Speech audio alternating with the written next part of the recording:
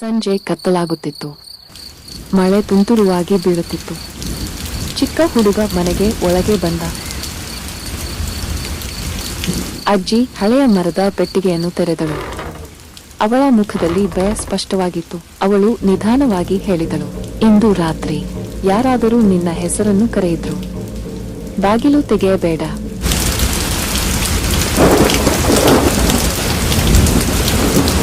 ಸ್ವಲ್ಪ ಹೊತ್ತಿನಲ್ಲಿ ಮಳೆ ಜೋರಾಯಿತು. ಬಾಗಿಲಿನ ಕೆಳಗಿನಿಂದ ನೀರು ಒಳಗೆ ಬರತೊಡಗಿತು. ಟಪ್ ಟಪ್. ಅವನ ಉಸಿರು ಗಟ್ಟಿಯಾಗಿತ್ತು. ಹೊರಗೆ ಒಂದು ನೆರಳು ನಿಧಾನವಾಗಿ ಮೂಡಿತು. ಅದು ತನ್ನ ಕೈಗಳನ್ನು ಉದ್ದಗೊಳಿಸಿತು. ಬಾಗಿಲಿನ ಕಡೆಗೆ ಚಾಚಿತು. ಬಾಗಿಲು ತೆರೆದುಕೊಳ್ಳತೊಡಗಿತು.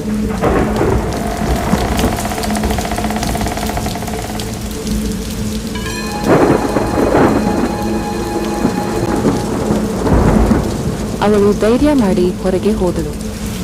ಮಳೆ ಈಗ ಗರ್ಜಿಸುತ್ತಿತ್ತು. ಅಜ್ಜಿ ದೂರ ನಡೆದು ಹೋದಳು.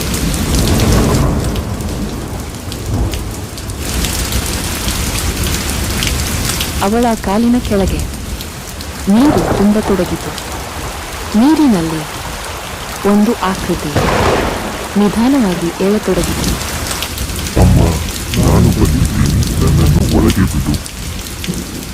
ಅಜ್ಜಿ ಕಣ್ಣಲ್ಲಿ ಕಣ್ಣೀರು ತುಂಬಿತು. ಅವಳು ನೋಡಿದಳು.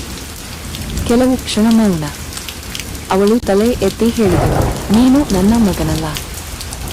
ಆ ಆಕೃತಿಯ ಮುಖ ಕಾಣಿಸುತ್ತದೆ. ಕೆಲವು ಕ್ಷಣಗಳಲ್ಲಿ ನೀರು ನಿಧಾನವಾಗಿ ಇಳಿಯುತ್ತದೆ. ಒಂದು ದೊಡ್ಡ ಶಬ್ದ.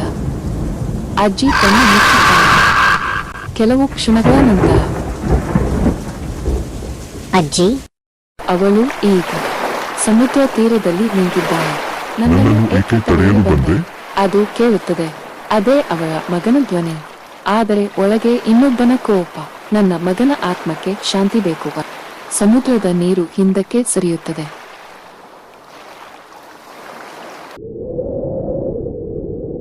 ಬಾಲಕ ಇನ್ನೂ ಭಯದಿಂದ ನಿಂತಿದ್ದಾನೆ. ಮನೆ ಮತ್ತೆ ಸಾಮಾನ್ಯವಾಗುತ್ತದೆ. ಬಾಲಕ ನಿದ್ರೆಗೆ ಹೋಗುತ್ತಾನೆ. ಮಧ್ಯರಾತ್ರಿ ಒಂದು ಧ್ವನಿ, ಮಗ. ಬಾಲಕ ಕಣ್ಣು ತೆರೆದುಕೊಳ್ಳುತ್ತಾನೆ. ಅದು ಅಜ್ಜಿ ಮಲಗಿರುವ ಜಾಗದಿಂದ ಬರುತ್ತಿದೆ. ಅವನು ನಿಧಾನವಾಗಿ ಹತ್ತಿರ ಹೋಗುತ್ತಾನೆ. ಅಜ್ಜಿ ಕಣ್ಣು ತೆರೆದುಕೊಳ್ಳುತ್ತಾಳೆ. ಅವು ಖಾಲಿ. ಅದೇ ಕಣ್ಣುಗಳು ಸಮುದ್ರದ ಬಳಿ ಕಂಡವು. ಅವಳು ನಿಧಾನವಾಗಿ ನಗುತ್ತಾಳೆ.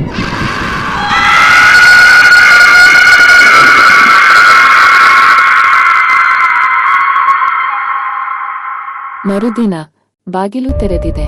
ಒಳಗೆ ಯಾರೂ ಇಲ್ಲ. ಒಂದು ಹಳೆಯ ತೈಲದ ದೀಪ ಇನ್ನೂ ಹೊತ್ತಿದೆ. ಅದರ ಪಕ್ಕದಲ್ಲಿ ಎರಡು ವಿಧದ ಹೆಜ್ಜೆಗಳು. ಒಂದು ಮನುಷ್ಯನದು, ಮತ್ತೊಂದು ನೆಲಕ್ಕೆ ತಾಕದೇ ಇರುವವು.